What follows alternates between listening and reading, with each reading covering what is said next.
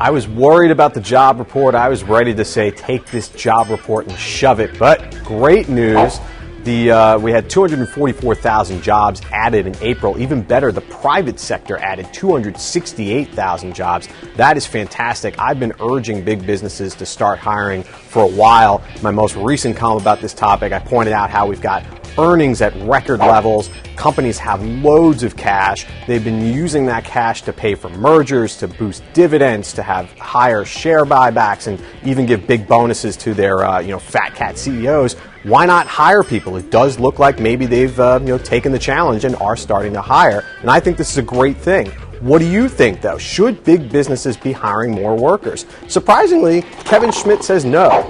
Businesses do not exist for the purpose of job creation. They exist to make a profit. If hiring people helps them do so, they will. If not, they won't. There is no legitimate reason for a business to hire someone if there is no work for that person to do. It's a fair point, but keep in mind, I'm not talking about people in 2008 and 2009 when conditions in the economy were really bleak. I wasn't saying back then that businesses should sacrifice profits and go hire. I'm saying that now businesses are confident. They're using cash to merge and for many other things, so they should also be hiring. Dwayne Chapman has a snarky take, though, on whether or not companies should be hiring more people.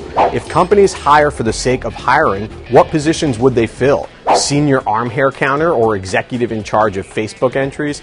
Very amusing. I mean, the former, I'm not so sure that there's too many senior arm hair counters out there, but don't joke about social media. There are a lot of people that really do nothing more than, Facebook entries and tweeting and things of that nature. Social media is a legitimate, really big business now. Others agreed with me. Chris Mercier writes that the employee is the consumer. The less employees, the less consumers you have, the less growth there will be.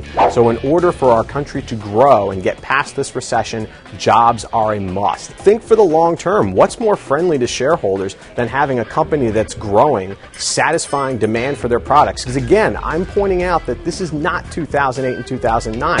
Companies are more confident. They're raising their earnings and revenue guidance. So if they're doing that, they clearly think that consumers want to buy their products. If that's the case, stop working existing workers to the bone, hire more people so you can actually produce more of the stuff that you want to sell. Higher revenue growth, higher profit growth. It's not that hard to figure out. Dennis Ergis brings up a story about how one iconic U.S. company became much more labor-friendly during tough times. And I think this is a great point to wrap up at.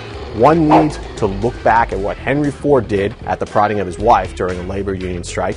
If your employees do not have the earning capability to buy your product, who will? You must have a base. It's a very good point. You've got to reward your workers. If your workers are getting more money, that's a different story here. Having people getting jobs is the first step. Hopefully the next step will be companies actually giving employees higher wages and salaries. That really will prove that this economy is back in a good recovery mode.